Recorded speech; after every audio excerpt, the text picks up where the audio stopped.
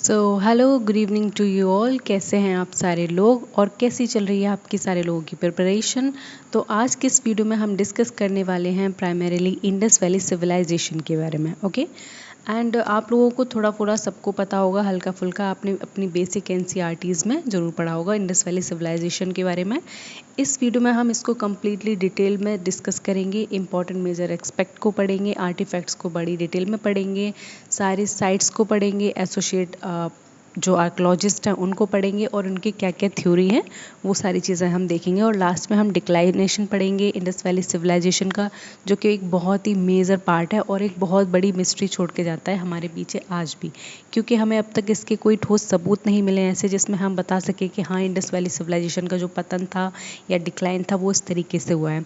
तो इसमें क्या क्या चीज़ें इंपॉर्टेंट है, क्या क्या हमें पढ़ना है, तो वो हम सब कुछ डिस्कस करें। देन मेक श्योर कि आप इस पूरी वीडियो को एंड तक देखो।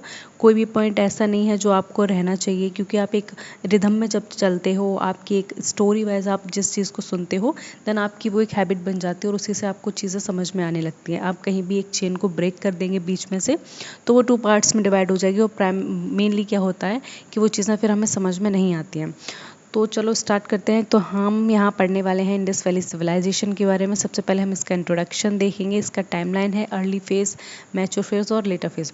देखो ये सारी चीज़ें डिस्कस करने से पहले ना मैं आपको थोड़ी सी एक स्टोरी सुनाना चाहती हूँ, तो आप उसको ना थोड़ा सा ध्यान से सुनो, तब आपको पता लगेगा कि कैसे हमने इंडस वैली सिविलाइजेशन को आर्कोलॉजिकली एक्सकेवेट किया, देन उसको जाना कि कई हज़ारों साल पहले यहाँ पे एक बहुत बड़ी नगरी सभ्यता बसती थी जिसमें लोग रहते थे और वो काफ़ी एडवांस लोग थे।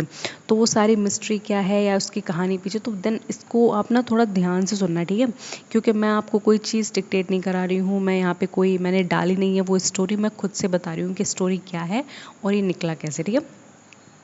तो यहाँ से करीब चलते हैं 200-300 साल पहले, जब ब्रिटिशर्स का रूल था इंडिया पे, कॉलोनी थी ब्रिटिशर्स की इंडिया। देन क्या था, जो ब्रिटिशर्स थे उन्होंने जब यहाँ से गुड्स एंड सर्विसेज को अपने ब्रिटेन में पहुँचाना था, चीज़ें जो यहाँ से फिनिश गुड लेके जाते थे, रॉ मटेरियल लेके जाते थे, जो भी चीज़ें उन्हें मिलती थी अच्छी, वो क्या करते थे अपने देश में ट्रांसफ़र करते रहते थे। और इंडिया एक बहुत ही बड़ा जोग्राफिकल एक्सटेंट था जिसको एक कॉर्नर से दूसरे कॉर्नर तक कनेक्ट करने के लिए रेलवेज़ का इस्टेब्लिशमेंट हुआ, क्योंकि उस टाइम 18th सेंचुरी में क्या हुआ था, यूरोप में पूरा इंडस्ट्रियल रेवोल्यूशन आया था, ठीक है। उसी टाइम पीरियड में क्या हुआ, रेलवेज़ की डिस्कवरी हो गई, इंजन बनाना सीख गए थे और बल्ब का आविष्कार हो गया था। ये सब ब्रिटेन में, वहीं यूरोप में हुई हैं चीज़ें।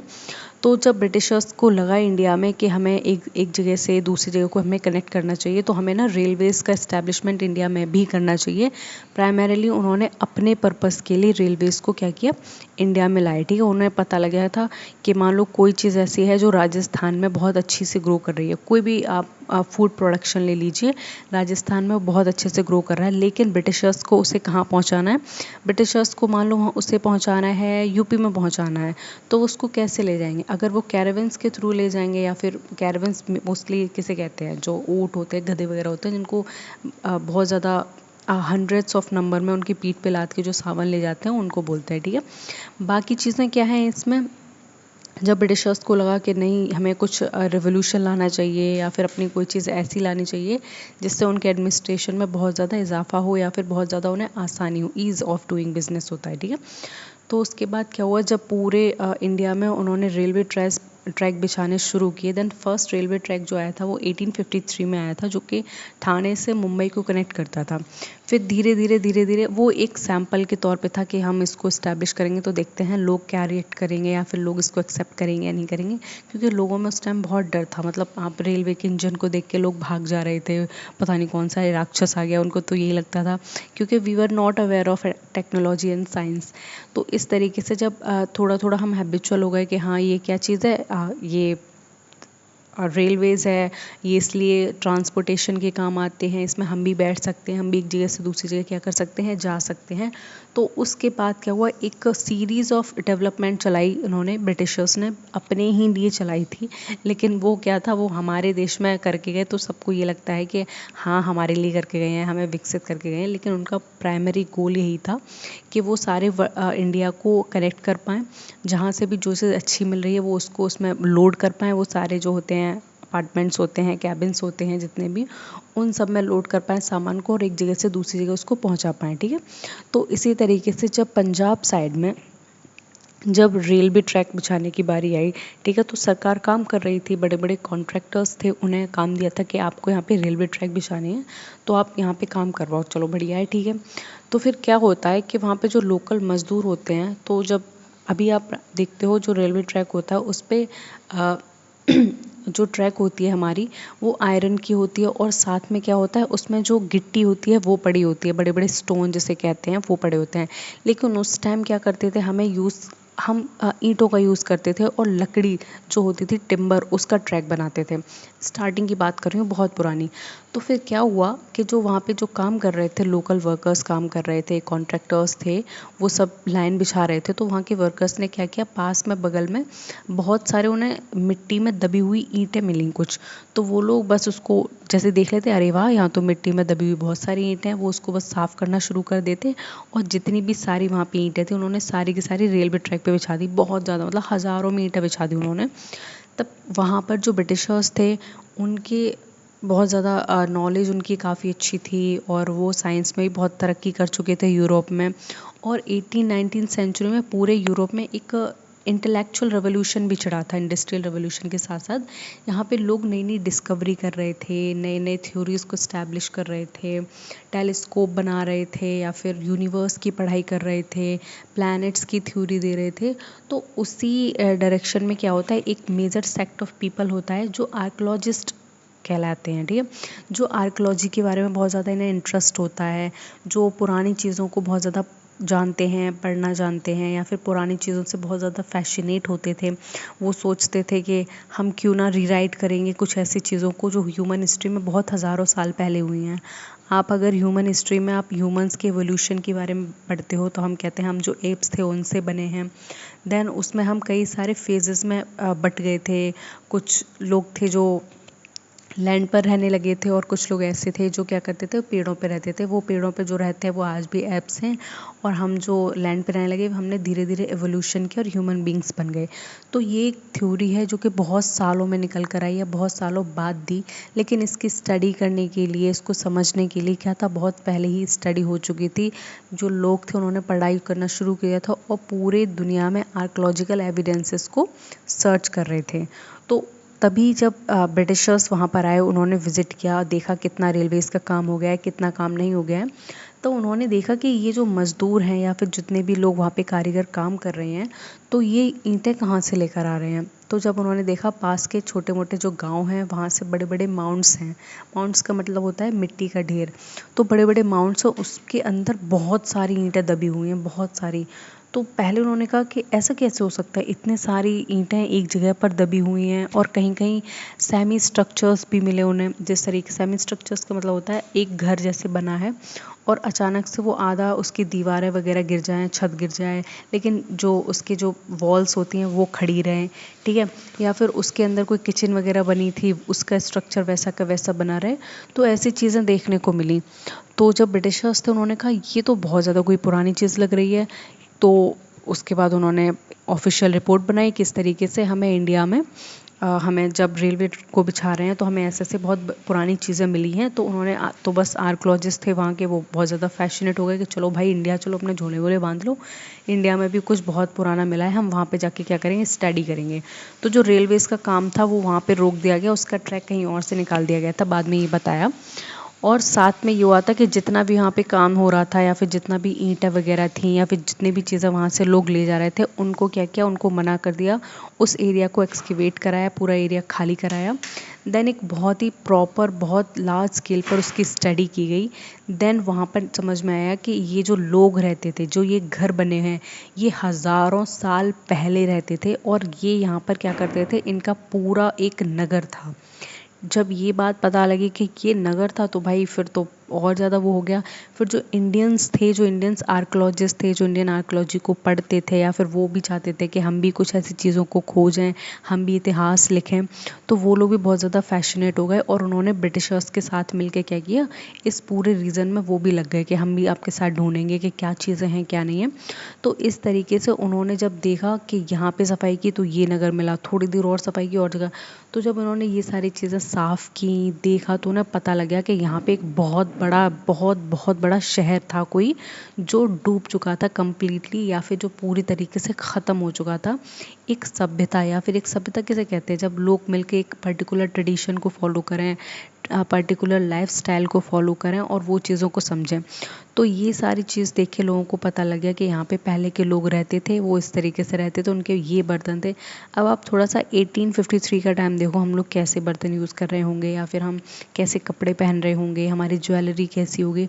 और आप तब की बात करो, 2500 BCE की बात करो, 2600 BCE की बात करो, तब ज्वेलरी कैसी होती होंगी, ठीक है, तब बर्तन कैसे होंगे। तो तब समझ में आया इन आर्कोलॉजिस्ट का कि ये हमारे टाइम से नहीं, ये हमारे टाइम की बहुत बहुत पहले के टाइम के लोगों की चीज़ें हैं। देन वहाँ पे स्टार्ट हुई एक कंप्लीट स्टडी। तो जब उन्होंने पूरी तरीके से वहाँ की स्टडी की, तो जो पहला उन्होंने शहर खोजा, जो जिसको साफ वाफ करके जिसकी मिट्टी विट्टी हटा के निकाली, तो उन्होंने पहले शहर का नाम दिया हड़प्पा। ठीक है, ये चीज़ याद रहेगी। इसको थोड़ा इंटरेस्टिंग तरीके से समझो, स्टोरी है उसको सुनो, क्या क्या चीज़ें क्या क्या नहीं है, आप इसको रिवाइज करोगे आपको सारी चीज़ें याद रहेंगी, ठीक है। तो उन्होंने जो पहली सिटी की डिस्कवरी की, उन्होंने उसको नाम दिया हड़प्पा, के आज से ही हड़प्पा है, ठीक है।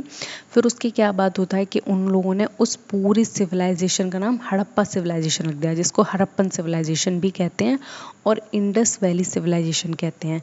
अब यहाँ पे थोड़ा सा मैं आपको मैप के थ्रू चीज़ें बताने की कोशिश करूँगी कि इंडस वैली सिविलाइजेशन क्यों कहते हैं, इसका इम्पोर्टेंस क्या है और कौन कौन सी ऐसी मेजर रिवर हैं जिसके बैंक्स पे ये पूरी क्या थी, नदी, वो पूरी सिविलाइजेशन इस्टेब्लिश थी।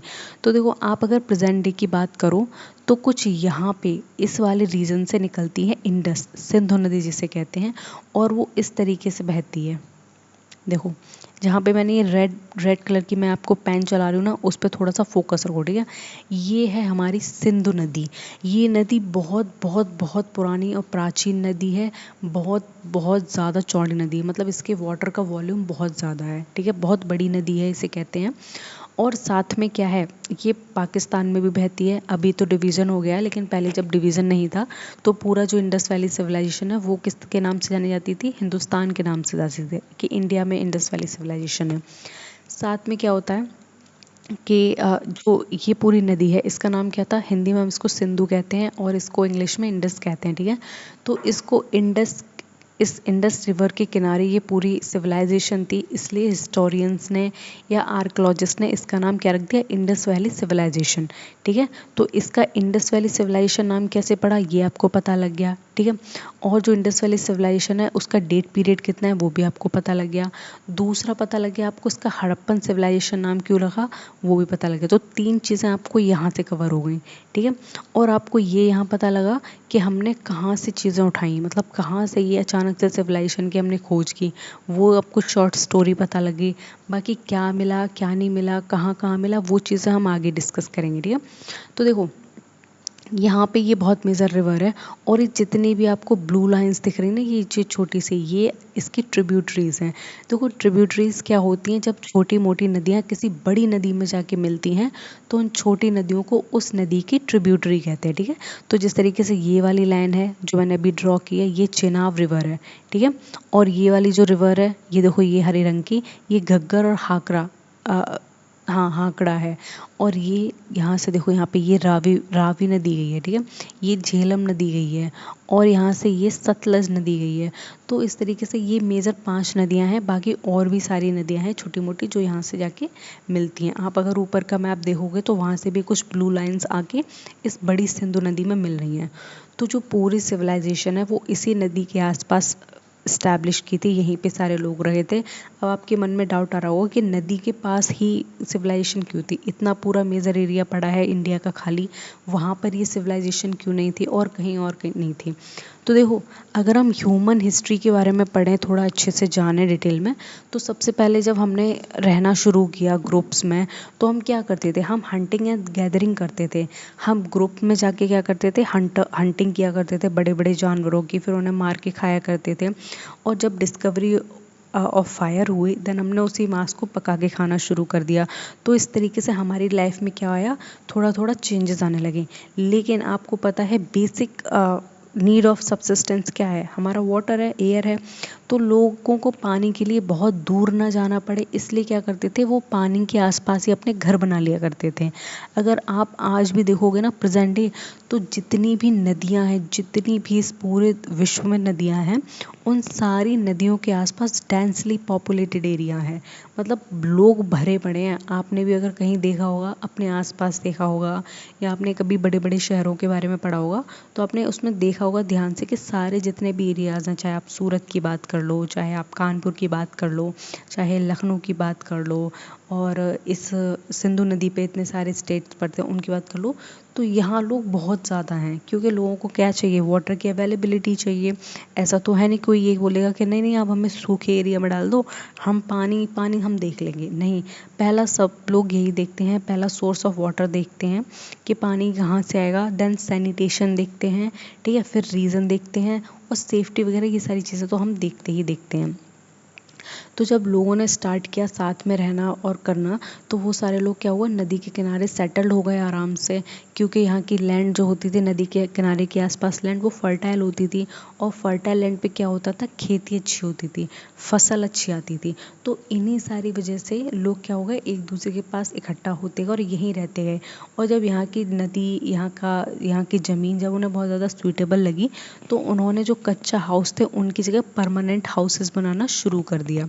ठीक है, पहले कच्ची मिट्टी को यूज़ किया करते थे, उसके बाद उन्होंने मिट्टी पकाने की कला सीख ली थी, देन वो पकी हुई मिट्टी के स्ट्रक्चर बनाने लगी, और पूरी की पूरी सभ्यता उन्होंने यहीं बसा ली थी।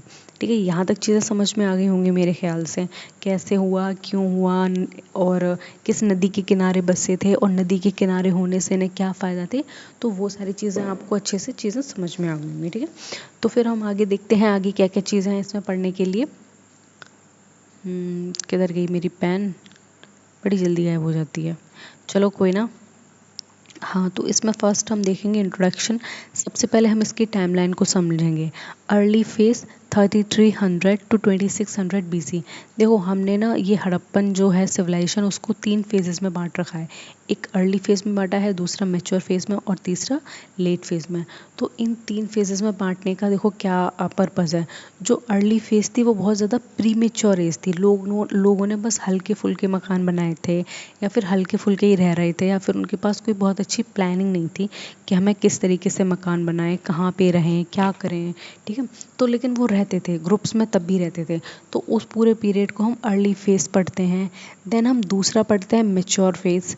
मैच्योर फेज का क्या है, जब वो पूरी तरीके से पूरी सिविलाइजेशन एडवांस हो गई थी, एडवांस सिस्टम बन गया था उसका, एडवांस एडमिनिस्ट्रेटिव यूनिट हो गई थी, सिटाडेल्स बन गए थे, हाउसेस बन गए, बिल्डिंग्स बन गई, पब्लिक बाथ बन गए, देन उसको हम मैच्योर फेज़ कहते हैं। और लेट फेज़ में हम उसके डिक्लाइनेशन के बारे में बात करेंगे कि किस तरीके से इतनी बड़ी सभ्यता अचानक से ख़त्म हो गई, पूरे लैंड मास से कहाँ चले गए वो लोग, उनके साथ क्या हुआ।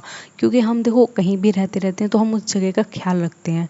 आपके बाबा दादा कहीं भी रह रहे होंगे हज़ारों साल से, हज़ारों साल की बात कर रही हूँ, मतलब बाबा दादा आपके होंगे 100-150 साल पुराने, जितने भी लोग रहते हैं उनके घर होंगे, गांव वगैरह में भी बने होंगे।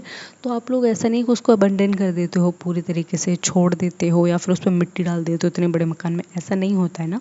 तो आप उसकी मेंटेनेंस रखते हो, वो टूट जाए तो आप दोबारा बनवा देते हो, इस तरह की चीज़ें हैं। लेकिन इन लोगों की तो पूरी की पूरी नगर पे ही एकदम बालू पड़ी है, मिट्टी पड़ी है, पूरा नगर जो है बेसिक लेवल है हमारा लैंड का, उससे एकदम नीचे धंसा हुआ है। ऐसा आखिर क्या हुआ था जिससे ये पूरी इतनी अच्छी, इतनी बड़ी सिविलाइजेशन पूरी तरीके से ख़त्म हो गई, इसके क्या क्या कारण देखने को मिलते हैं। तो वो हम सारी चीज़ें किस में डिस्कस करेंगे, late phase of Harappan civilisation. ठीक है, तो देखो डिस्कवरी की बात करेंगे, डिस्कवरी कैसे हुई। हड़प्पा की डिस्कवरी हुई 1921 में बाय दयाराम साहनी। दयाराम साहनी इसको सबसे बड़ा क्रेडिट जाता है, ठीक है। ये सारे लोग थे जो दयाराम साहनी थे, वो इंडियन थे, ठीक है। उन्होंने हड़प्पा की खोज की सबसे पहले और मोहनजोदड़ो की खोज की 1922 में, ठीक है। इसके जस्ट एक साल बाद राखालदास बनर्जी। तो ये नाम आपको थोड़े से याद रखने हैं कि दयाराम साहनी ने किसकी की, हड़प्पा की, और राखालदास बनर्जी जो थे उन्होंने किसकी खोज की, मोहनजोदड़ो की। पहले के टाइम में ना एक होड़ लगी रहती थी, चाहे वो साइंटिस्ट हो गए, चाहे वो हिस्टोरियंस हो गए, चाहे वो आर्कोलॉजिस्ट हो गए, कि किस तरीके से उन्हें नई से नई एकदम डिस्कवरी मिले या नई कोई एवोल्यूशन इन्वेंशन करें जिससे वो पेटेंट करा सकें, उस चीज़ को अपने नाम पे करा सकें और लोग उन्हें हज़ारों साल तक याद रखें कि ये चीज़ इन्होंने दी थी, वो चीज़ उन्होंने दी थी। होता है ना आपके मन में भी, आप मन में आता होगा कि काश मैं कोई चीज़ ऐसी डिस्कवर कर लूँ पूरी दुनिया में मेरा नाम हो जाए, बोलबाला हो जाए। तो वही सारी चीज़ें हैं, जब लोग अपना दिन रात मेहनत कर रहे हैं और इतिहास में अपना नाम दर्ज करा रहे हैं, तो कोई एक दिन में नहीं बन जाता है फेमस, या कोई एक दिन में मेहनत करके नहीं हो जाता है। तो उसी तरीके से जो दयाराम साहनी थे उनका बहुत बड़ा कंट्रीब्यूशन होता है। देन हड़प्पा सिविलाइजेशन की जो डिस्कवरी का श्रेय पूरा दयाराम साहनी को जाता है, और उसी तरीके से मोहनजोदड़ो की जो डिस्कवरी है वो राखालदास बनर्जी करते हैं। अब देखो हम इसका एक्सटेंड पढ़ेंगे। एक्सटेंड क्या है, देखो वेस्ट में सुट कांगेर और बलूचिस्तान तक फैली हुई है। अब देखो यहाँ पे मैं ना थोड़ा साइन बना दे रही हूँ यहाँ पे, ठीक है। यहाँ से समझना, ये नॉर्थ है, ठीक है, ये क्या है हमारा साउथ है, इधर क्या हो जाएगा हमारा ईस्ट हो जाएगा, ठीक है, और यहाँ हमारा वेस्ट हो जाएगा। तो ये पूरा इंडिया का मैंने मैप एक तरीके से देखा है, लेकिन ये इंडिया का होल मैप नहीं है, आप इसको साउथ इंडिया में समझ लेना। ये हमारा पार्टिकुलरली नॉर्थ ईस्ट इंडिया है, ठीक है। नॉर्थ ईस्ट इंडिया में क्या आता है, पाकिस्तान आता है, और इधर जम्मू कश्मीर, पंजाब, राजस्थान, ये वाले रीजन आते हैं। तो ये वही रीजन की बात कर रहे हैं। तो जो हड़प्पन सिविलाइजेशन में जितने भी साइट्स मिले हैं, जितने भी मिले हैं, ठीक है, उनमें जो सबसे वेस्ट में कोई साइट मिली उसका नाम है सुत कांगेडोर। आपको अगर कोई क्वेश्चन पूछे या कहीं एग्जाम में आ जाए कि वेस्टर्न साइड और हड़प्पा क्या है, तो यहाँ पे आपको क्या बताना है, सुत कांगेडोर, ठीक है, ये बताना है आपको। देन ईस्ट साइड में क्या है, आलमगीरपुरी। आलमगीरपुरी कहाँ है, ये यूपी में पड़ता है, ठीक है। तो ये भी क्या है, एक हड़प्पन साइट है। साउथ में क्या है, दैमाबाद। साउथ में दैमाबाद है, ये कहाँ पड़ती है, ये महाराष्ट्र में पड़ती है। ये चीज़ आपको पता होनी चाहिए, ये महाराष्ट्र में पड़ती है। और बची नॉर्थ में, इसको हम कहते हैं मांडा। ये हमने दिए हैं जगह के नाम, आप ये मत सोच लेना कि हड़प्पा वाले लोगों ने इसको दिए हैं जगह के नाम, ये हमने दिए हैं, ठीक है। और ये मांडा जो है वो कहाँ है, जम्मू एंड कश्मीर में। तो आपको ये सारी साइट्स पता होनी चाहिए कि सबसे ईस्टर्न साइट कौन सी है हड़प्पन सिविलाइजेशन की, सबसे वेस्टर्न साइट कौन सी है हड़प्पन सिविलाइजेशन की, नॉर्दर्न साइट कौन सी है और सदर्न साइट कौन सी है। तो ये चीज़ें आपको पता हो, ठीक है, ये पता होनी चाहिए। और ये सारी की सारी जो चीज़ें हैं वो पूरे इंडिया में नहीं फैली हैं, बस इंडिया के नॉर्थ वेस्ट रीजन में है, ठीक है। नॉर्थ वेस्ट रीजन कौन सा हो जाता है इंडिया का, ये रीजन हो जाता है, ठीक है। अगर हम इसको इंडिया की बात करें तो ये हमारा नॉर्थ वेस्ट रीजन हो जाता है। तो इस पूरी जगह में फैली हुई है हमारी हड़प्पन सिविलाइजेशन। देन उसका एरिया देखेंगे, कितने एरिया में ये फैली हुई है, तो 1.3 मिलियन स्क्वायर किलोमीटर एरिया में फैली हुई है क्या, हमारी हड़प्पन सिविलाइजेशन इतने बड़े एरिया में फैली हुई है। और इसका सिग्निफिकेंस क्या है, क्या इसका में इम्पोर्टेंस है, it was the first urban culture in Indian सब कॉन्टिनेंट। ये पहला अर्बन कल्चर था इंडियन सब कॉन्टिनेंट में, ठीक है। इंडियन सब कॉन्टिनेंट क्यों कहते हैं, क्योंकि कॉन्टिनेंट बड़ा होता है, और हमारा जो इंडिया था उस टाइम जब इसके डिवीज़न नहीं हुआ था, इंडिया डिवाइड नहीं हुआ था, ना बांग्लादेश में, ना इधर तिब्बत का रीजन था अलग, ना ही इधर पाकिस्तान का अलग था। जब यूनाइटेड इंडिया था तो वो एक कॉन्टिनेंट के साइज़ का लगता था, तो हमने उसको सब कॉन्टिनेंट नाम दिया, ठीक है।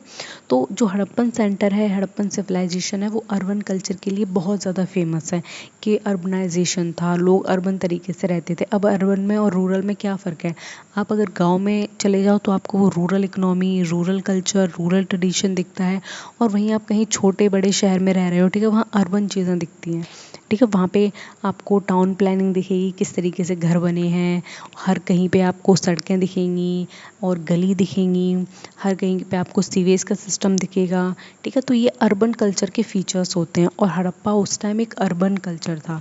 तो ये हमारे लिए बहुत बड़ी बात है जानने के लिए कि इतने पुराने टाइम में इतना बड़ा हमें अर्बन कल्चर देखने को मिलता है, ठीक है।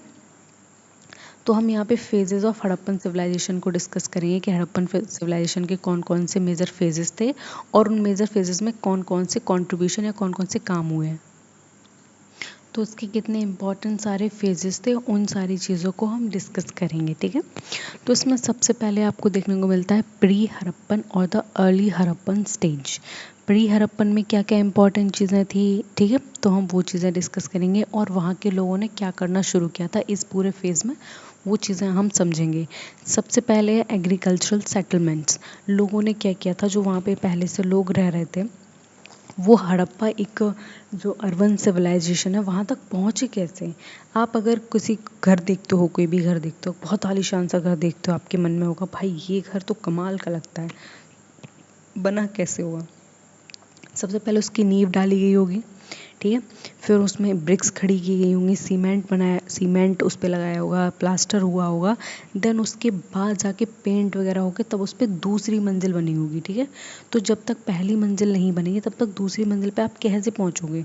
तो उसी तरीके से जब चीज़ें पहले जब बहुत ज़्यादा अनमेच्योर थी या फिर जो प्लान नहीं थी, तो उसको हम हड़प्पन अर्ली एज कहते हैं, ठीक है। उसमें क्या था, मेजरली लोग एग्रीकल्चरल कर रहे थे, ठीक है। उनके पास कोई और काम था नहीं, ऐसा तो है नहीं कि फैक्ट्री लगी हुई है जाओ वहाँ पे जाके काम कर लो और वहाँ पे जाके पैसे वैसे कमा लो, ऐसा कोई तो सिस्टम था ही नहीं बिल्कुल भी। तो ये लोग क्या करते थे, ये एग्रीकल्चर करते थे और एग्रीकल्चर पर ही डिपेंडेंट थे और एग्रीकल्चर की वजह से ये एक दूसरे से काफ़ी जुड़े हुए थे और ग्रुप में रहते थे, क्योंकि ऐसा हो नहीं सकता कि ये अलग अलग रहें, इनमें डिवीज़न हो और स्टिल ये एक कॉमन लिवलीहुड कर लें या फिर ये कोई फूड प्रोडक्शन का काम कर लें। तो ये सारे ग्रुप में रहते थे और फूड प्रोडक्शन के नाम पे एग्रीकल्चर करते थे और उन्हीं एग्रीकल्चर के बगल में उन्होंने अपने सेटलमेंट्स बना लिए थे। क्योंकि पहले क्या होता था ना, जो फसल होती थी उसको बहुत ज़्यादा हम टेक केयर करना पड़ता था। आज आप पेस्टिसाइड्स लगा देते हो, मैन्योर लगा देते हो, फर्टिलाइजर्स लगा देते हो और आप फेंसिंग कर देते हो उसके आसपास, ताकि आपको ना मतलब कोई जानवर वगैरह आए वो फसल ना ख़राब करे।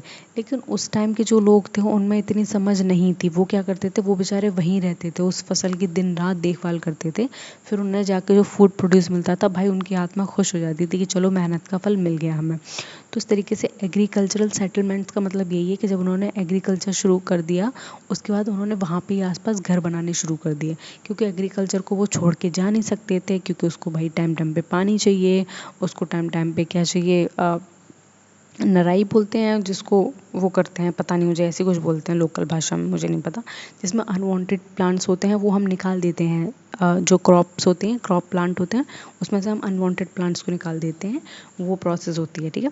ये सारी प्रोसेस करने के लिए आपको क्या है, उस एग्रीकल्चरल फील्ड के आसपास ही रहना पड़ेगा। आप ऐसा नहीं है 200 किलोमीटर दूर रह रहे हैं, देन आप महीने में एक बार देखने आ रहे हैं कि हाँ भाई चलो हम वहाँ पे खेती करके आए थे, चलो देख आते हैं, ऐसा नहीं होता है। आपको खेत भी आसपास लेने पड़ते हैं, क्योंकि आपको खेत को ना नर्चर करना पड़ता है भाई, देखभाल नहीं करोगे तो आपको फसल नहीं मिलेगी। तो उसकी देखभाल के लिए ये लोग उसके आसपास रहते थे और जिसका बेस्ट एग्जांपल हमें मेहरगढ़ से मिलता है। अब मेहरगढ़ ये क्या है, मेहरगढ़ एक जगह का नाम है जो कि पाकिस्तान में है, ठीक है। यहाँ से हमें सबसे पहले फूड प्रोडक्शन के हमें क्या मिले हैं, साइन मिले हैं, ठीक है। यहाँ से हमें जला हुआ चावल का जो हस्क होता है ना, ठीक है, वो मिला है, उसके साइन मिले हैं, जिससे हमें पता लगता है सबसे पहले खेती कहाँ हुई थी, मेहरगढ़ में हुई थी। तो मेहरगढ़ इंपॉर्टेंट साइट है, कहाँ पड़ती है, पाकिस्तान में पड़ती है, ये चीज़ आप याद रखना। नेक्स्ट हम देखेंगे मेच्योर हड़प्पन। अब प्री हड़प्पन के बाद मेच्योर हड़प्पन आ जाएगा। उसमें क्या होता है, इसमें प्लांट सिटी होती है, मतलब सारी सिटी को एकदम से प्लान किया गया है, ठीक है। अब आप यहाँ पे नीचे स्ट्रक्चर देख रहे हो, ये कितना प्लान्ड है, देखो यहाँ से लोग उतरेंगे, ठीक है, यहाँ से लोग उतरेंगे, मे बी ये क्या हो, ये स्विमिंग पूल हो उनका, तो यहाँ पे फिर क्या है, वो स्विमिंग पूल के लिए आराम से यहाँ नहाएंगे धोएंगे और फिर क्या है, इन्हीं सीढ़ियों से वापस ऊपर चले जाएंगे, ठीक है। और यहाँ पर ये तो अभी बहुत ज़्यादा ख़राब हो गई ये सारे स्ट्रक्चर। कहते हैं कि यहाँ पे रूम्स बने हुए थे, बहुत सारे कमरे बने हुए थे, जिन्हें चेंजिंग रूम बोलते थे, कि यहाँ पे लोग अपने कपड़े चेंज किया करते थे। फिर उसके बाद अगर आप दूर की बात करो तो हर कहीं क्या था, ग्रिड पैटर्न की चीज़ें थी। कैसे, इस तरीके की नदियाँ थीं, नदियाँ नहीं गलियाँ, गलत सुन रहे हो। तो इस तरीके की सारी नदियाँ गलियाँ स्ट्रीट्स इस तरीके से थी, ठीक है। यहाँ पे घर थे, यहाँ घर थे, यहाँ घर थे, यहाँ घर थे, इस तरीके से। अब देखो इस घर का जो गंदा पानी था वो इन पास में बनी हुई नालियों के पास से गुजरता था। इस जो यहाँ पे इस साइड में जितने भी घर बने हुए थे उन घर से जो गंदा पानी निकलता था, चाहे वो बाथिंग का हो, क्लोथिंग का हो, तो वो यहाँ पे एकदम से पतली पतली गलियाँ बनी थी और इस साइड जाती थी। तो आप बोलोगे तो इसमें कौन सी बताने वाली बात है, अभी भी तो ऐसे ही होता है। अब आप कहीं भी अगर टाउन में रह रहे हो, कहीं शहर में रह रहे हो, तो आपके घर के एकदम से बगल से पतली सी नालियाँ जाती हैं, जहाँ से आपके बाथरूम का पानी जाता है, किचन का पानी जाता होगा। तो कहते हो कि हाँ भाई ये तो बेसिक है, ये तो होना ही चाहिए। ये हमारे लिए बेसिक है। आप भाई 21st सेंचुरी में जी रहे हो, आप कुछ भी कर सकते हो, हमारे लिए बेसिक हो सकता है। लेकिन हम बात कर रहे हैं जो लोग 2500 साल पहले रहते थे, हम उन लोगों की बात कर रहे हैं। उनके दिमाग में ये आइडिया कहाँ से आ गया भाई? मतलब वो ऐसा कैसे सोच सकते हैं? आप खुद से सोच के देखो। मतलब उनने इतनी बड़ी बात सोच ली कि हमें इस तरीके से नदियाँ, मेरे दिमाग में ना दिमाग ख़राब हो गया मेरा, कि किस तरीके से यहाँ पे क्या है, नालियाँ निकाल सकते हैं, और हमारे घर किस डायरेक्शन में होने चाहिए, घर के अंदर कमरे कितने होने चाहिए, कमरों में सारी प्राइवेसी होनी चाहिए। तो ये सारी चीज़ें हमें मैच्योर हड़प्पन स्टेज में मिलती हैं, यहाँ पे हमें प्लान्ड सिटी मिलती हैं, एक प्रॉपर हमें ट्रेडिंग स्ट्रक्चर मिलता है, यहाँ पे लोग ट्रेड कर रहे हैं, ठीक है। जो उनका सरप्लस वैल्यू है वो बेच रहे हैं, और जो उनका जितना भी खा पी रहे हैं वो खा पी के उड़ा रहे हैं। यहाँ पे हमें सील्स देखने को मिलती हैं। अभी क्या है, हम करेंसी, पेपर करेंसी चलाते हैं, कॉइन्स होते हैं, लेकिन उस टाइम में सील्स चलती थी। सील्स क्या होती हैं उसका पिक्चर भी मैंने डाला हुआ है, वो सारी चीज़ें मैं बताऊंगी। बस आप इतना समझो यहाँ पर कि मैचो हड़प्पन में क्या था, प्लान्ड सिटीज़ थी सारी, दूसरा ट्रेड बहुत ज़्यादा था, और तीसरा क्या था, सील्स चलती थी मार्केट में। फिर आता है लेट हड़प्पन स्टेज, ठीक है। अब लेट हड़प्पन स्टेज में क्या होता है, रूरलाइजेशन होने लगता है। रूरलाइजेशन का मतलब होता है चीज़ें बिगड़ना शुरू हो जाती हैं। इसकी नदी का इसकी इसकी नाली का पानी इसके घर में घुस रहा है, उसकी नाली का पानी उसके घर में घुस रहा है, जो डंप हो गए हैं, डंप पिट्स हो गए हैं, वो भी फुल हो गए हैं, वहाँ से गंदगी बाहर आने लगी है। तो ये सारी चीज़ें हमें देखने को मिलता है। कुछ कुछ लोगों के स्ट्रक्चर गिर गए हैं। दूसरा कल्चरल डिक्लाइन देखने को मिलता है। पूरी तरीके से लोगों ने अपने घरों का स्ट्रक्चर उस तरीके से बनाने बंद कर दिए हैं जिस तरीके से बहुत ज़्यादा एडवांस थे, ठीक है। लोग ऐसे ही घर में रहना शुरू हो गए। तो पूरी तरीके से धीरे धीरे कैसे डिक्लाइन हो गया इन सब का, इन्होंने ऐसा क्या किया, या फिर इनके साथ ऐसा क्या हुआ जो पूरी तरीके से इतनी बड़ी सभ्यता पूरी तरीके से नष्ट हो गई, ख़त्म हो गई, ठीक है। तो बहुत सारे आर्कोलॉजिस्ट हैं, हिस्टोरियन हैं, वो अपनी अपनी राय देते रहते हैं बेचारे कि ये हुआ होगा, वो हुआ होगा, लेकिन सच कहें तो असल में किसी को नहीं पता एग्जैक्टली हुआ क्या होगा। तो देखो यहाँ पे हम पहले ज्योग्राफिकल एक्सटेंट की हम थोड़ा डिस्कशन कर लेते हैं। Indus river system, Indus, Ravi, Beas, Sutlej, Ghaggar और हाकड़ा। तो मैंने आपको पहले ही बताया था, ये मैप में एक बार फिर से बता दे रही हूँ। जो सिंधु नदी है वो यहाँ से निकलती हुई और इस तरीके से जाती है और यहाँ पे जाके अपना वाटर इनफ्लो करती है, ठीक है। यहाँ गिराती है अपना सारा पानी, देखो रेड कलर का पानी गिरा है, वाओ।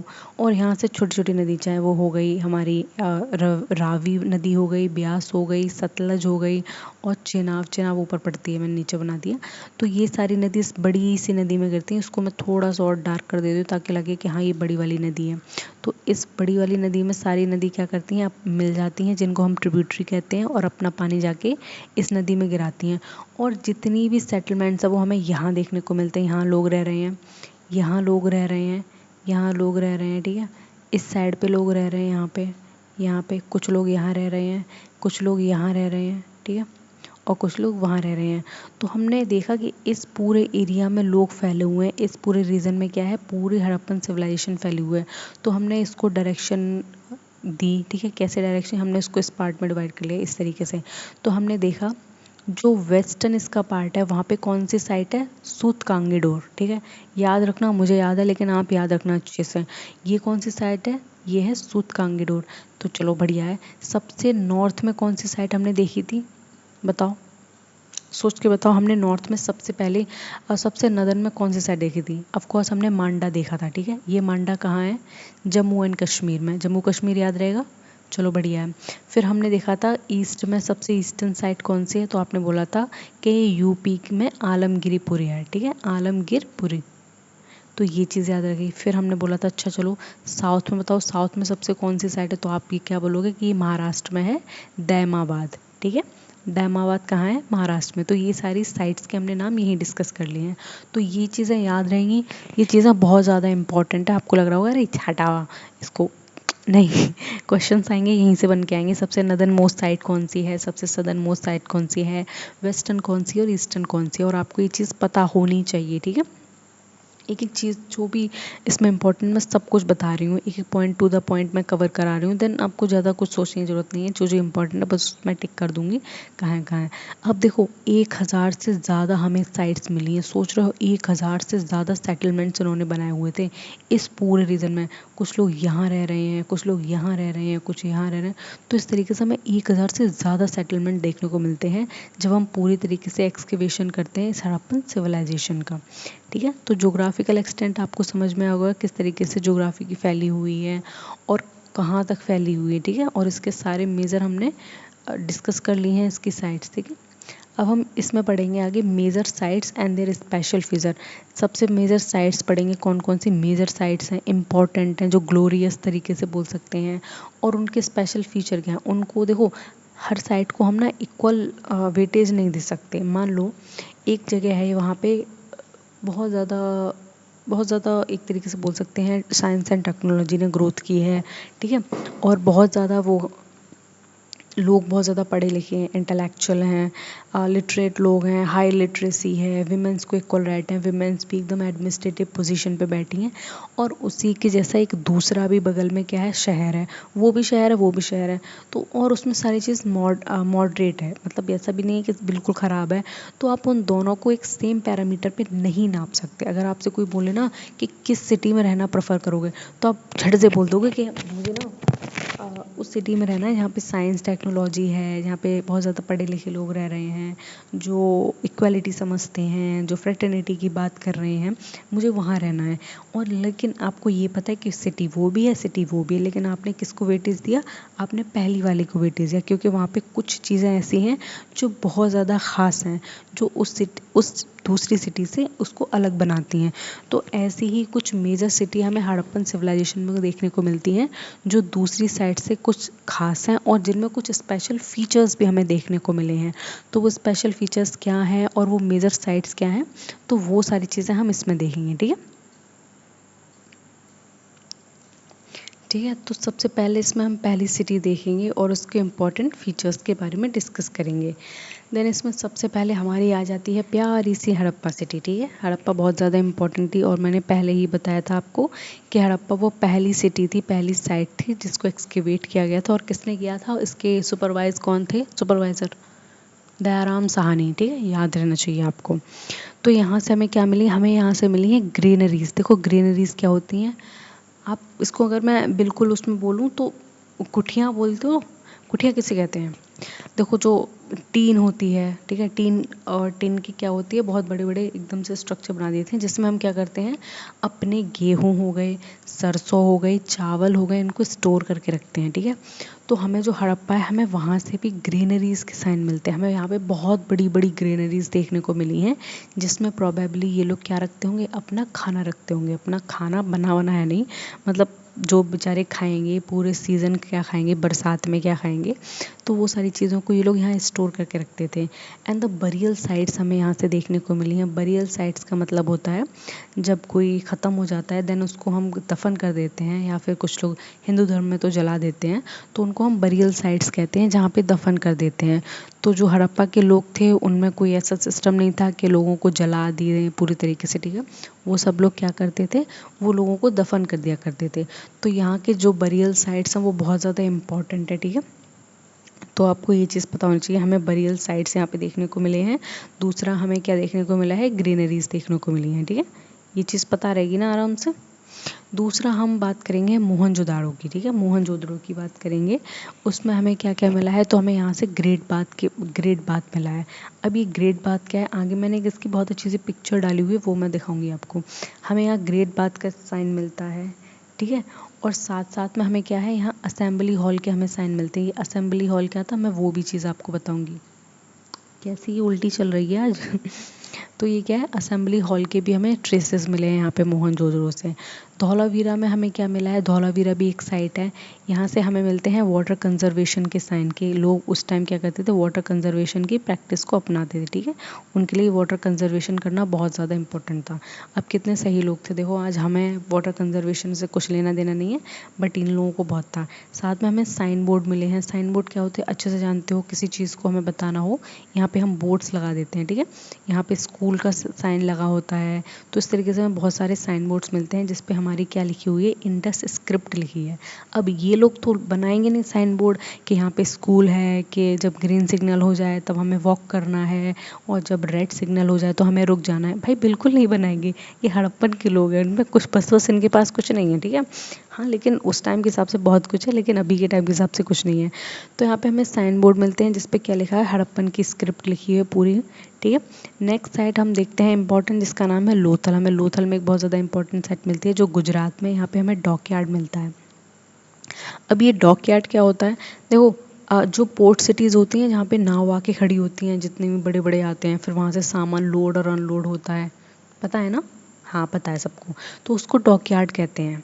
लेकिन उस टाइम का डॉकयार्ड और अब के डॉकयार्ड में बहुत अंतर है। अब हम पोर्ट कहते हैं उनको, पोर्ट सिटीज़ कहते हैं, पोर्ट कहते हैं major port of the world and the major port of India. लेकिन उस टाइम हम डॉकयार्ड कहते हैं। डॉकयार्ड वो होता है जहाँ पे नाव आके खड़ी होती हैं। सबके अगर मैं बेसिक सा एग्जांपल दूँ तो आप वाराणसी में जब जाते हो तो बोटिंग करते हो, तो वहाँ पे सारी जो नावें होती हैं, जब कोई नहीं होता तो वो एकदम साइड में खड़ी होती हैं, ठीक है।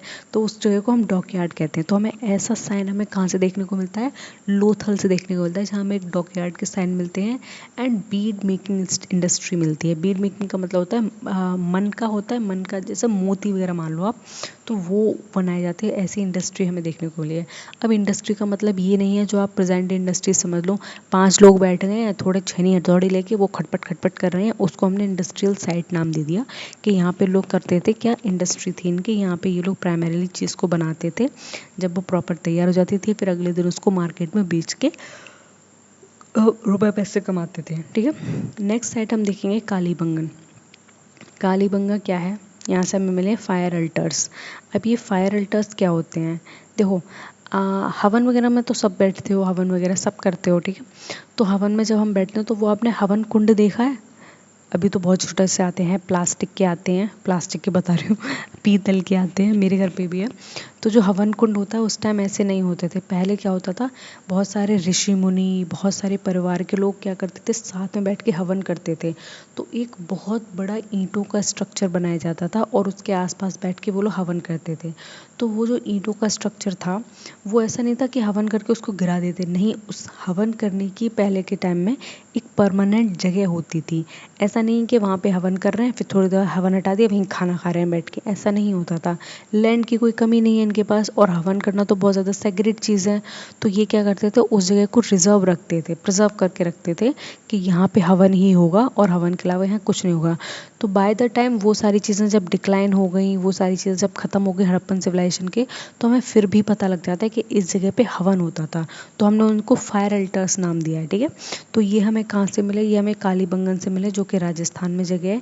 एंड द प्लग फील्ड, और यहाँ से एक हमें प्लग्ड फील्ड मिला है जिसको हम, खेत होता है जिसको जोत देते हैं, जैसे बैल होते हैं उनको लगा देते हैं, पीछे हम प्लग लगा देते हैं, देन पूरे खेत को हम क्या करते हैं, उलट पुलट कर देते हैं, जिससे क्या होता है उस खेत में जितने मिनरल्स हैं, जितने भी उसमें मैन्योर हैं, फर्टिलाइजर्स हैं, वो एक दूसरे में मिक्स हो जाते हैं अच्छे से। तो ये काम हम करते हैं, ठीक है।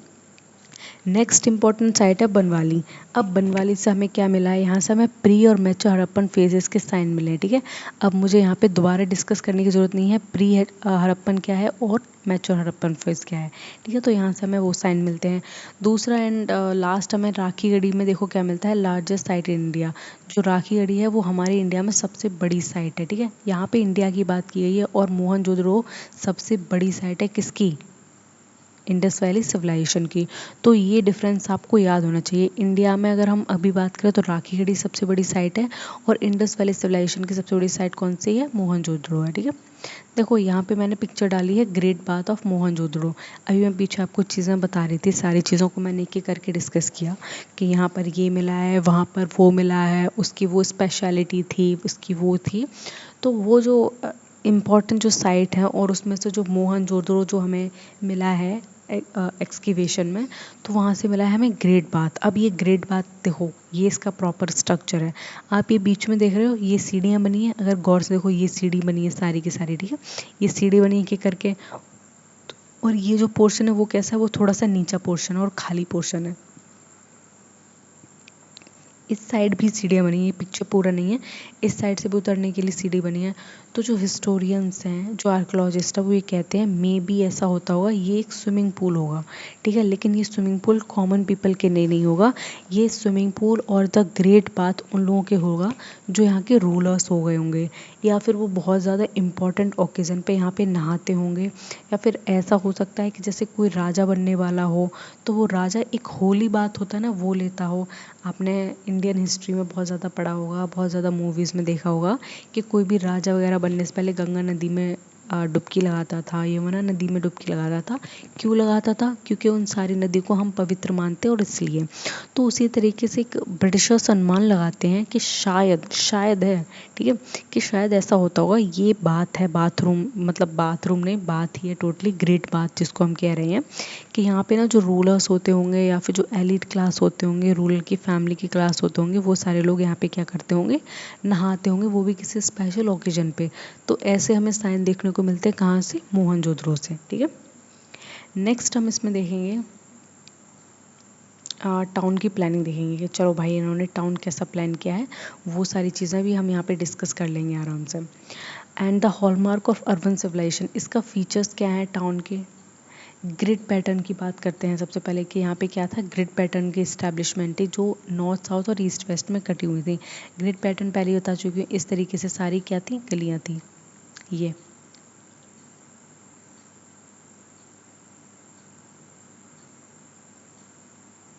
सुने होने ध्यान से, गई नहीं हूँ मैं, यही हूँ। तो ये घर बने हैं, ये घर बने हैं, यहाँ पे ये घर बने हैं, यहाँ बने हैं, और यहाँ बने हैं, और यहाँ बने हैं, ठीक है। अगर ये घर वाला चाहेगा तो यहाँ वाले जो घर है वहाँ वाले आदमी से मिल सकता है, बिल्कुल मिल सकता है। यहाँ से जा, यहाँ पे पहुँच जा, ठीक है, लाइन भी साथ जा रही है। यहाँ से जाओ फिर यहाँ पे पहुँच जाओ, आराम से इनसे मिल सकते हो, हेलो हाउ आर यू कर सकते हो। और साथ में क्या था, ये इसी स्ट्रक्चर को हम कहते हैं ग्रिड प्लानिंग, ठीक है। यहाँ पे क्या करती हैं, जो स्ट्रीट्स होती हैं वो एक दूसरे को काटती हैं, ठीक है। यहाँ से ये जो आ रही है, यहाँ से आ रहा है, और बीच में चौराहा सा बनना है, ठीक है। आगे चल के यहाँ पे भी सेम यही स्ट्रक्चर हम इसको फॉलो करेंगे। यहाँ पे ये सीढ़ियाँ ये गलियाँ बनी हैं, ठीक है। और यहाँ पे क्या है, परमानेंट सेटलमेंट्स है, लोगों के यहाँ पे घर है। And the citadel could be the administrative and the lower town residential site. तो देखो सीटाडेल क्या है और लोअर टाउन क्या है। जब हमने हड़प्पा की पूरी खुदाई की है, पूरा उसको अच्छे से साफ वाफ किया है, तो हमें एक अजीब सा पैटर्न देखने को मिलता है कि एक साइड थोड़ी सी ऊंची है और एक साइड थोड़ी सी नीची है। तो भाई हिस्टोरियन अब फिर परेशान हो गए बेचारे, मतलब एक तो तुमने हड़प्पा सिविलाइजेशन खोज ली, अब उसके हर सवालों के जवाब और खोजो। तो उन्होंने कहा एक साइड ऊंची एक साइड नीची। तो फिर वो बाद में कंक्लूजन पे पहुँचे कि हो सकता है जो साइड ऊंची हो वो रूलर्स की साइड हो, उसकी फैमिली की साइड हो, या फिर इम्पॉर्टेंट पर्सनैलिटीज़ जो होते होंगे वो लोग वहाँ रहते होंगे, या फिर एक बहुत जिस तरीके से बोलते हैं ना, जो पब्लिक चीज़ें होती होंगी इम्पॉर्टेंट, चाहे वो ग्रीनरी हो गई, चाहे वो ग्रेट बाथ हो गया, वो सारी चीज़ रहती होंगी ऊंचे उस पर। और जो निचला स्तर है, जो नीचे प्लेन एरिया है, वहाँ पे कॉमन पीपल रहते होंगे, जो रोज़मर्रा के काम करने वाले होंगे, जो सैनिक होंगे। तो इस तरीके से अनुमान लगाते हैं वो लोग, ठीक है। तो जो सीटाडेल था उसमें हम एडमिनिस्ट्रेशन का काम देखते हैं, और लोअर टाउन में रेजिडेंशियल, जहाँ पे आम लोग रहते थे, आम नागरिक रहते थे, ठीक है। हम यहाँ पे टाउन प्लानिंग की बात कर रहे हैं। And the advance drainage system, underground covered drain. अब इनका बहुत बहुत ज़्यादा एडवांस ड्रेनेज सिस्टम था, ठीक है। कैसा था, ये सारी नदियाँ हैं, इन नदियों के, क्या मेरे मुंह से नदियाँ निकल रहा है बार बार, ये सारी क्या हैं, ये सारी गलियां हैं, ठीक है। इन गलियों के बाहर से क्या बिछी हैं, ये सारी लाइन बिछी हुई हैं, ठीक है। ये सारी नालियां बनी हुई हैं, और इन नालियों में इन सारे घरों का गंदा पानी जा रहा है, ठीक है। इन सारे घर का गंदा पानी इन सारी नालियों में जा रहा है, और ये नाली बाद में जाके बहुत दूर, कहीं बहुत दूर क्या है, अपने ही उससे एरिया से दूर एक बड़े से गड्ढे में सारा गंदी गंदी चीज़ें डंप कर रही हैं, ठीक है। और जब ये गड्ढा भर जाता था तो इसको क्या करते थे, कवर कर दिया करते थे, किससे, सैंड से या फिर सॉइल से। तो ये सारी चीज़ें हमें देखने को मिल रही हैं। और जितनी भी ये नालियाँ हैं वो पूरी तरीके से कवर्ड होती थी। सोचो, मतलब ये लोग इतने ज़्यादा हाइजीन का ख्याल रखते थे कि नालियों को भी कवर करके रखते थे। अब कवर करने का मतलब ये नहीं है कि उसमें पॉलीथीन चढ़ा दी, कुछ कर दिया, नहीं। कवर करने का सिंपल सा मतलब है कि नालियों के ऊपर भी ये ईंटों से उसको कवर कर दिया करते थे ताकि लोगों की नज़र गंदगी पे ना पहुँचे, ठीक है। और बीच बीच में उन्होंने कुछ ऐसे पॉइंट्स बना रखे थे जहाँ से नाली भी साफ़ करते रहे, ठीक है। अगर आप कहीं पे पूरी तरीके से उसको कवर कर दोगे और कहीं कोई बड़ा सा कूड़ा फंस गया तो आपको क्या दिक्कत ही तो आएगी कि भाई ये पूरी नाली तोड़नी पड़ेगी। तो लेकिन इनके दिमाग में इतना कुछ था, इतने साइंटिफिक थे ये लोग कि उन्होंने बीच बीच में साइन बना रखे थे जहाँ से 3-4 ईंटें उन्होंने कच्ची लगा रखी थी, बाकी पूरा प्रॉपर कैसा था, पक्की ईंटों के सेटलमेंट से। तो जो कच्ची ईंटें थी उनको उठाते थे, नाली साफ़ कर देते, आगे कोई कूड़ा वगैरह टक गया देन उसको उस जगह पे फिर रख दिया करते थे। तो ये चीज़ हमें देखने को मिलती है, इसको हम अंडरग्राउंड कवर ड्रेन्स कहते हैं। And houses with the courtyard and private wells, जो हमें हाउसेज देखने को मिलते हैं हड़प्पन सिविलाइजेशन, जितने भी घर हैं उनकी पर्सनल कोर्टयार्ड्स हैं। कोर्टयार्ड का मतलब होता है आंगन। आपके घर में, सबके घर में आंगन होते हैं, मतलब एक कमरे के बाहर जितने भी जगह खाली होती है हम उसको कोर्टयार्ड बोलते हैं। तो जितने भी हाउसेज हमें हड़प्पा मिले हैं सारे हाउसेज में क्या है, कोर्टयार्ड है और प्राइवेट वेल है। और हर किसी के अपने अपने कुएँ हैं, ऐसा नहीं है कि कोई एक दूसरे कुएँ में जाके मुँह डाल रहा है, पानी पी रहा है, नहीं। हर घर के पास अपना अपना खुद का कुआँ है, ठीक है। हमें कुछ 700 कुएँ देखने को मिलते हैं, ठीक है। इतने तो हमें मिले हैं, पता नहीं कितने भर गए होंगे, कितने कुएँ नष्ट हो गए होंगे या फिर कितने कुएँ सूख गए होंगे, हमें उनका कोई आइडिया नहीं है। लेकिन हमने 700 कुएँ को आइडेंटिफाई किया है कि ये कुएँ थे, ठीक है।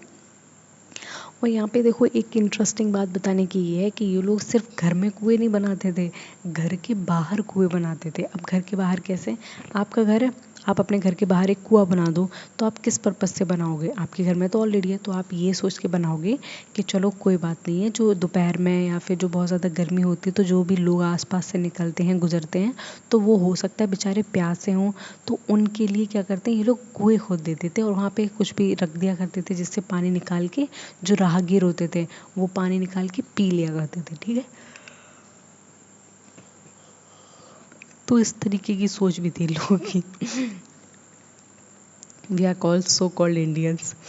अब देखो जो ग्रेट बात की मैंने अभी बात की मोहनजोदड़ो में, वो किस लिए यूज़ होता था, यूज़ फॉर रिचुअल बाथिंग। जो मोहनजोदड़ो को हम यूज़ करते हैं उसको रिचुअल बाथिंग के तौर पे यूज़ करते हैं, ठीक है।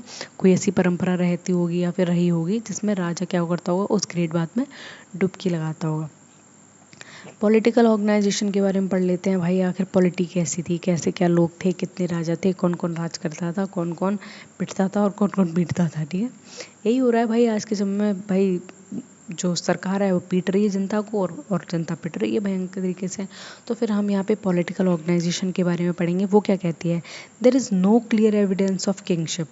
देखो हमारे पास ना किंगशिप का कोई क्लियर एविडेंस नहीं है, हमें नहीं पता कि राजा होता था कि राजा नहीं होता था, कि सरपंच होता था, कि बहुत सारे राजा होते थे जो कि पूरे नगर का ख्याल रखते थे, या फिर कोई राजा नहीं होता था, सारे लोग अच्छे थे। तो इस तरीके के हमें कोई क्लियर एविडेंसेस नहीं पता लगते हैं। And the presence of priest king statue, लेकिन हमें एक चीज़ मिली है, जब हमने हड़प्पा की खुदाई की है, वहाँ पे चीज़ों को हमने एक्सकेवेट किया है, जानने की कोशिश की, एक्सप्लोर किया है, तो हमें ये जो पिक्चर मैंने डाली हुई है यहाँ पे, ये बाबा जी बैठे हुए हैं आंखें बंद करके, तो हमें इनकी पिक्चर मिलती है और ये हमें एक ही मिलती है पूरे हड़प्पा में, और इनको हमने प्रीस्ट किंग नाम दिया है कि इनकी पिक्चर प्रीस्ट किंग है। तो कुछ हिस्टोरियन अनुमान लगाते हैं कि शायद ये वहाँ का राजा होगा, जो उसकी पिक्चर बनाई है ये राजा होगा, ये राज करते होंगे, ये अथॉरिटी की पोजीशन पे होंगे और ये नगर में बता दे होंगे किसको क्या करना है और किसको क्या नहीं करना है। ये अनुमान है सब, हड़प्पन सिविलाइजेशन पता है ज़्यादातर अनुमान लगाया गया है क्योंकि क्लियर एविडेंसेस हमें किसी चीज़ के मिले नहीं है। And the centralise planning indicate strong governance, और इनकी क्या थी, एक तरीके से सेंट्रलाइज प्लानिंग थी। सेंट्रलाइज प्लानिंग का मतलब है जिस तरीके से इनका घर देख लिया हमने, इनका नगर का स्ट्रक्चर देख लिया हमने देखा कि किस तरीके से ये लोग रह रहे हैं, राजी खुशी रह रहे हैं और मस्त भाई खा पी रहे हैं। तो हमने जब ये सारी चीज़ें देखी तो हमारे मन में एक ख्याल आया है कि ये सब तभी पॉसिबल हो सकता है जब सेंटर बहुत ज़्यादा स्ट्रॉन्ग हो, ठीक है। बहुत ज़्यादा स्ट्रॉन्ग का मतलब क्या है कि ये तो ऐसे समझ लो आप कि अगर यूनियन गवर्नमेंट चाहे तो वो सारे स्टेट्स को एकदम ललकार के और बहुत ज़्यादा डरा धमका के रख सकती है कि तुम ना कल को हमसे गद्दारी मत कर देना, पता लगे तुम पाकिस्तान में जाके मिल गए और हमारे साथ खिलाफ वो चीज़ें कर रहे हो। तो ये कॉन्स्टेंट फियर रहता है लोगों में, और लोग क्या करते हैं कि भाई हमने अगर ऐसा कुछ किया तो हमें सज़ा मिलेगी। तो उसी तरीके से क्या है, जो ह्यूमन नेचर है वो भी थोड़ा ग्रीडी टाइप का है। अगर कोई ऐसी पोजीशन या ऐसी पोजीशन ऑफ अथॉरिटी चीज़ें नहीं रहेंगी तो लोग थोड़े से क्या हो जाएंगे, लोग थोड़े से बहुत ज़्यादा वैसे हो जाएंगे, लाइक लालची हो जाएंगे हर चीज़ को लेके, बहुत करने लगेंगे, अरे हमारी है, हमारी नहीं है, तुम्हारी है। इस तरीके से जब बातें करने लगेंगे तो उनके लिए एक वो होता है ना, मास्टर जी ज़रूरी है। तो कहते हैं कि इतनी अच्छी प्लानिंग है तो ज़रूर क्या होगा, एक सेंट्रल गवर्नमेंट होगी और सेंटर इसको क्या करता होगा, प्लानिंग करता होगा कम्प्लीटली।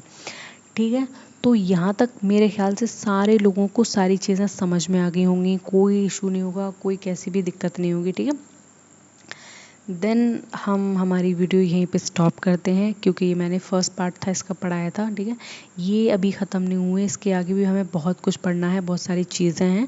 तो ये फर्स्ट पार्ट आपने आई होप कवर कर लिया होगा। देन इसका सेकंड पार्ट मैं कल कराऊंगी, देन वो पढ़ लेना, क्योंकि एक वीडियो बहुत लंबी हो जा रही है। ये वीडियो में हम आगे इकोनॉमी पढ़ेंगे इनकी, हम इनकी एडमिनिस्ट्रेशन पढ़ेंगे, इंडस्ट्रियल एरिया पढ़ेंगे, आर्ट एंड स्कल्पचर पढ़ेंगे, स्क्रिप्ट पढ़ेंगे।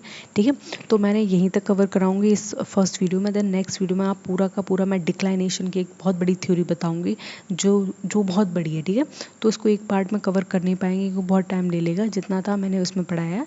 देन यहीं पे हम स्टॉप करते हैं। मेक श्योर आप मेरे चैनल को सब्सक्राइब कर लेना। अगर वीडियो समझ में ना आई हो तो प्लीज़ इसको दोबारा देख लेना, और तब तक अपना ख्याल रखना। ठीक है, टेक केयर, बाय बाय।